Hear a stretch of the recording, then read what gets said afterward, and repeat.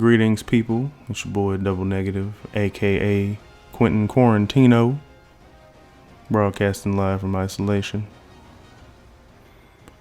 We in this time of this global pandemic, not having fun, teleworking, child out of school, but anyway, was supposed to be a good time because we got two good things coming out.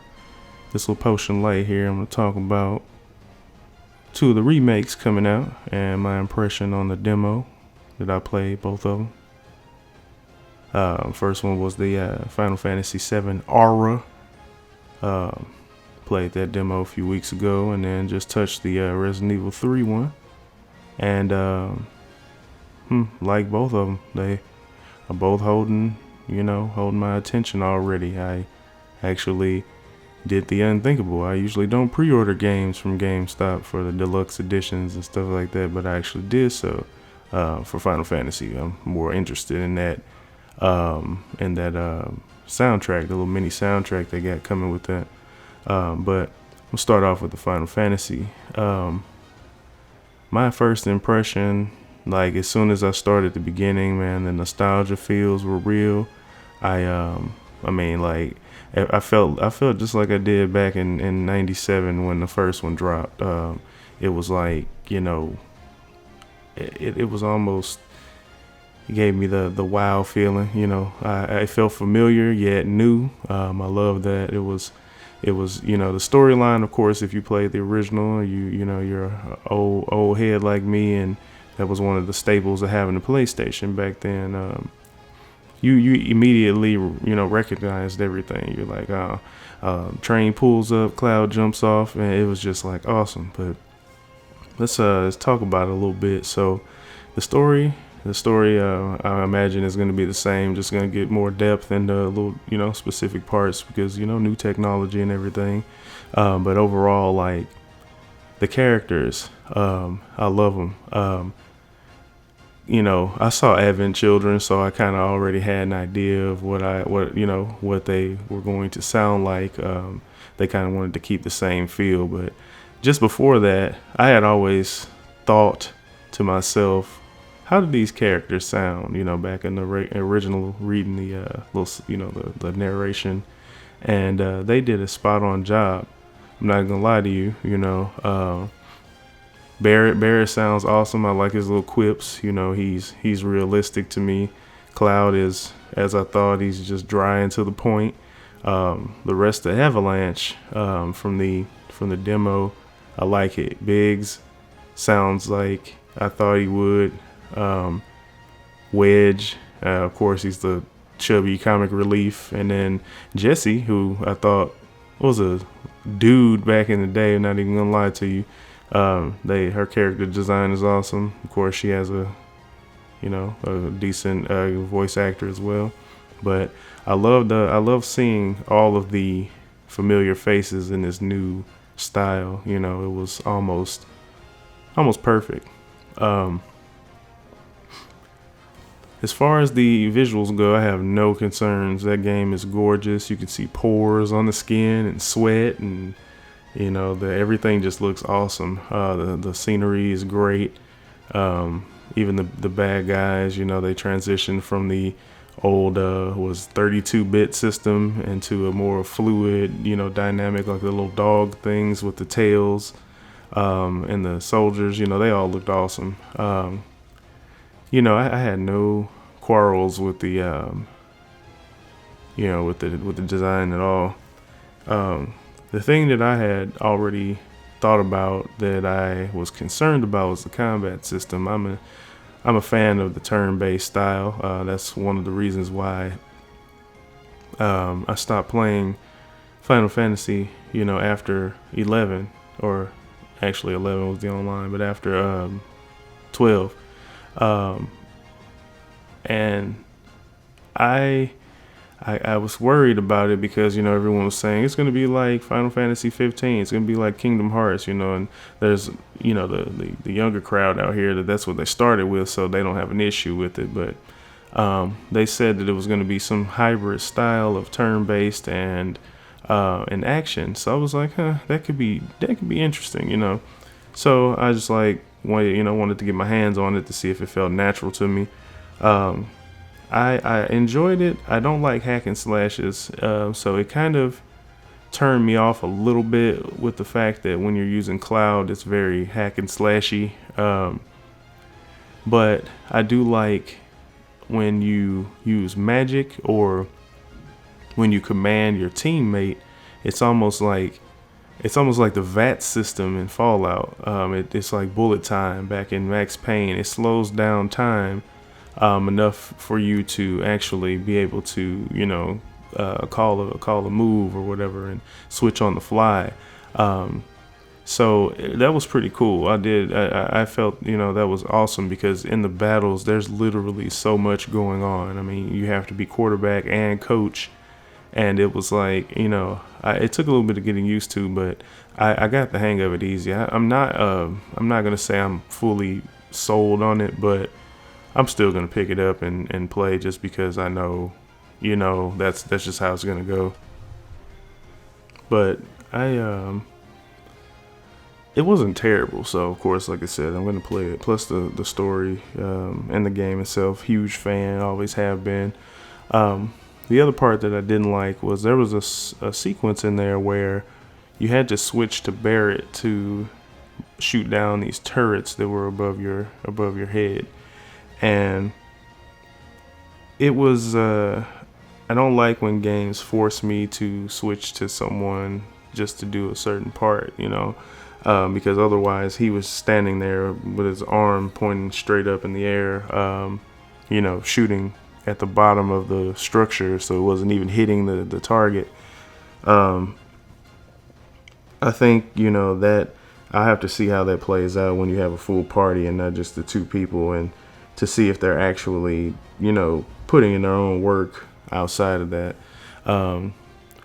It was cool though. Like I said, the visuals I give a 10. The combat has to grow on me a little bit just because, like I said, but otherwise everything else, like the movement and the scenery and everything, like I said, that was just perfect. It's well polished to me, and I know a lot of people who aren't turn-based fans are gonna enjoy it, but like I said, I'll have to play a lot more of the game itself to actually kind of be able to give you a better review on that. But then I watched some streams of like the longer demo, and I saw some other things that I liked about the story. After Avalanche blows up the reactor, the city actually it was in a panic. The Shinra were broadcasting on the loudspeakers, telling everyone to evacuate, and it seemed more like they were running the city like they're supposed to, as opposed to how in the old game it was just kind of a somber oh hey, there's something just exploded, let's just let's leave and tiptoe out of here like nothing happened. And it seemed on the old game, it didn't seem like Avalanche was a terrorist organization, even though that's what basically, they're freedom fighters, but they're radicals, and from Shinra's side and the rest of the people who live in Midgar, they would see them as terrorists a little. They'd be more in a panic and less kind of nonchalant about it.